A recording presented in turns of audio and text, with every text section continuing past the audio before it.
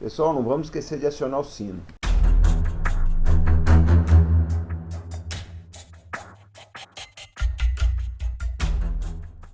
Olá, combatentes do canal Arte da Guerra.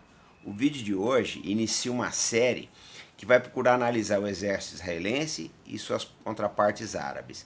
Então nós vamos ver o choque que houve entre essas estruturas militares. Trata-se, portanto, de mais um episódio da série Veneno e Antídoto.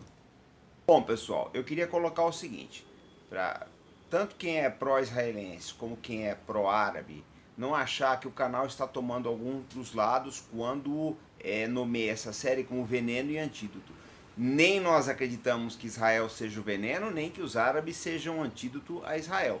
A série, o Veneno e Antídoto, ela busca mostrar os dois lados de uma mesma questão. Então, na série anterior, nós mostramos o U-2, né, que os Estados Unidos desenvolveram para espionar a União Soviética, e o míssil S-75, que os soviéticos desenvolveram para derrubar aeronaves na estratosfera. Então, o objetivo, o cerne da série Veneno e Antídoto, visa apenas facilitar o entendimento. Nós não somos nem pró-árabe, nem pró-Israel.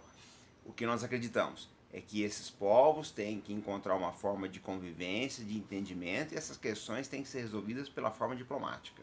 No episódio de hoje, nós vamos traçar um panorama geral do que foram as principais guerras árabes e israelenses, né? Então nós vamos pegar os pontos mais importantes de cada confronto, tá? E já no capítulo seguinte vamos começar a analisar o exército israelense, vamos fazer um raio-x de tudo aquilo que transformou Israel na excelente força militar que, sem dúvida, eles são, isso é reconhecido por todo mundo. E no terceiro episódio da série, nós vamos analisar os oponentes árabes. Nós vamos analisar o exército da Síria, o exército egípcio, jordaniano, iraquiano. Vamos falar, inclusive, do Irã e dos movimentos guerrilheiros, do Hezbollah e do Hamas. Tá? Então, nesse terceiro raio-x, nós vamos falar também das fraquezas dos exércitos árabes e das modificações que eles fizeram que levaram a uma vitória parcial em 1973 na Guerra de Yom Kippur. Foi importantíssima essa guerra porque, como resultado das campanhas militares dos árabes, que eles tiveram resultados muito bons no campo de batalha, Israel fez a paz com o Egito anos depois. Então essa é uma batalha importantíssima, tem que ser analisada porque é um diferencial, é um salto que os exércitos árabes dão em relação às guerras anteriores. Esse mapa é de 1947 e na cor laranja é a parte que foi destinada a Israel na partilha. Já a parte amarela é a que foi destinada aos árabes. Na sequência, vocês vão ver o mapa depois da guerra de 48, como ficou o que coube a Israel e o que coube aos árabes. Bom, aí vocês veem o resultado depois da guerra de independência de Israel, né? Israel ficou com toda essa faixa mais clara aí, e o restante, que é a Cisjordânia e a faixa de Gaza, ficou para os palestinos, né? Então eles acabaram tendo uma expansão bem maior do que aquilo que estava previsto na partilha original como resultado da sua eficácia militar. Essa foto é emblemática porque ela espelha bem o que era o modus operandi das forças israelenses na guerra de 48. Vocês veem aí um grupo de voluntários recebendo instruções de um oficial e o pessoal está bem displicente aí, está tranquilo. No seguinte aspecto, a interação entre oficiais e os subalternos no exército israelense é muito boa. O pessoal realmente depende um do outro, confia, né? Então fica muito mais fácil a comunicação, o entendimento de ordens e o cumprimento das mesmas. Outra coisa importante é que vocês notam que desde o primeiro momento, nessa guerra de independência, já existia uma interação entre as forças terrestres e a força aérea, embora a força aérea daquela época não fosse nenhuma sombra do que é a IAF hoje, né? Aí vocês veem um pequeno avião suprindo tropas israelenses em 48. Aí nós já vemos um mapa da campanha de 1956, quando Israel avançou até o canal de Suez por toda a península do Sinai. Nessa época, o exército israelense já contava com muito mais meios do que os que ele tinha em 1948, já estava um pouco mais profissionalizado, mas ainda teve que improvisar em muita coisa. Aí vocês veem um paraquedista israelense que saltou no Sinai, né? A integração entre paraquedistas e forças blindadas foi essencial para os israelenses. De uma certa forma, eles emularam aquilo que era feito por alemães e depois pelos aliados na Segunda Guerra Mundial. E entre esses paraquedistas destaca-se um jovem oficial que depois teria muita importância histórica para Israel, chamado Ariel Sharon. Nessa guerra também foi muito importante a colaboração anglo-francesa. Aí vocês veem na foto um porta-aviões britânico operando ao largo do Egito. E nós vamos colocar também como esses países colaboraram com Israel, qual foi a participação deles no combate, tá? E a interação. E vem então a Guerra dos 6 Dias, em 1967, provavelmente a campanha mais bem sucedida de toda a história militar de Israel.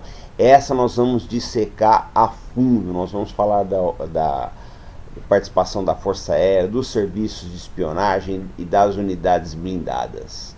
E lógico, não podemos também nos esquecer de frisar a excelência dos generais israelenses. E, lógico, citando o mais icônico deles, que é o Moshe Dayan, que está aí na foto. Vamos falar um pouco também sobre o trabalho da Força Aérea de Israel na Guerra dos 6 Dias, com destaque para os jatos Mirage, que ganharam fama nessa guerra. Talvez nenhum país tenha operado tão bem esses jatos quanto Israel. Foi a Força Aérea Israelense que deu essa fama internacional que o Mirage tem até hoje. Aí vocês veem os movimentos militares de Israel em direção à Síria e também na Jordânia. Foi uma guerra que Israel lutou em 3 frentes. Lutou contra o Egito no Sinai, lutou contra os sírios em Golã e lutou contra os jordanianos ali na Cisjordânia. E venceu nas 3 frentes. Nós vamos analisar as razões desse sucesso.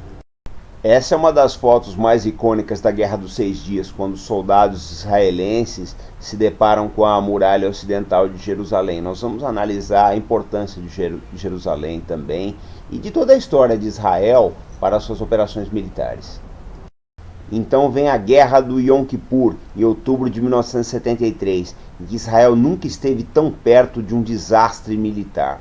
Nós vamos analisar as razões que levaram Israel a este quase insucesso e o que fez com que os árabes obtivessem essa vitória parcial.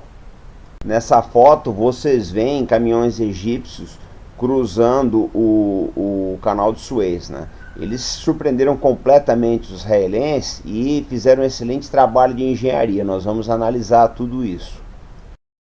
O desastre só não foi maior porque Israel foi reabastecido com jatos, peças de reposição e carros de combate pelos Estados Unidos. Nessa foto vocês veem um tanque desembarcando de um avião americano. Daí ele iria diretamente para o campo de batalha. A chamada Operação Nickel Grass foi a maior ponte aérea militar realizada até então. Um dos líderes militares que se destacaria nessa guerra foi o israelense Ariel Sharon. Ele já se encontrava na reserva em outubro de 1973, foi reconvocado às pressas, assumiu o comando de uma divisão blindada e foi um dos responsáveis pelas vitórias terrestres israelenses em 1973. Bom, pessoal, esse foi o nosso episódio de hoje do canal Arte da Guerra. Nós solicitamos a quem puder, quem tiver condições, que compartilhe os nossos vídeos. Envie nas suas redes sociais, para os seus contatos, tá? Poste no Facebook, no WhatsApp, LinkedIn, Instagram, quem puder. Vai ajudar muito o canal se vocês fizerem isso aí. Por que eu digo para vocês? O canal Arte da Guerra ele é feito completamente por voluntários. Não é um canal que solicita doações, nós não aceitamos isso em hipótese alguma, ele não tenta te vender nada. Tá? É um canal que vive efetivamente de um trabalho de gente que acredita no Brasil. O nosso lema é sempre responsabilidade, compromisso e fé no Brasil. Agora, para ele se expandir, nós precisamos que se torne conhecido. Então, quem puder, né, quem tiver condições, tiver um tempo sobrando, a gente solicita, se vocês quiserem ajudar o canal, que compartilhem, enviem para os seus contatos, fale bem do nosso canal nas redes sociais. Dessa forma, vocês vão estar colaborando para um canal que prioriza o Brasil, prioriza as boas coisas do nosso país. É um canal que realmente tem comprometimento com esse país, que eu acho que é a coisa mais importante. Se nós não tivermos comprometimento, nós não acreditarmos no Brasil, não tivermos fé no país e responsabilidade ao trabalhar com eles, gente, nós não vamos chegar em lugar nenhum. Então, pessoal, esse foi o nosso episódio de hoje do canal Arte da Guerra. Nós estamos voltando aí esses dias com o raio-x do exército israelense. Nós vamos mostrar que não é só pela superioridade tecnológica que Israel conseguiu as suas vitórias militares. É muito mais. A receita de bolo israelense é muito mais complexa do que parece. Então eu espero vocês aqui no nosso próximo vídeo. Como sempre, fé no Brasil, pessoal. Até!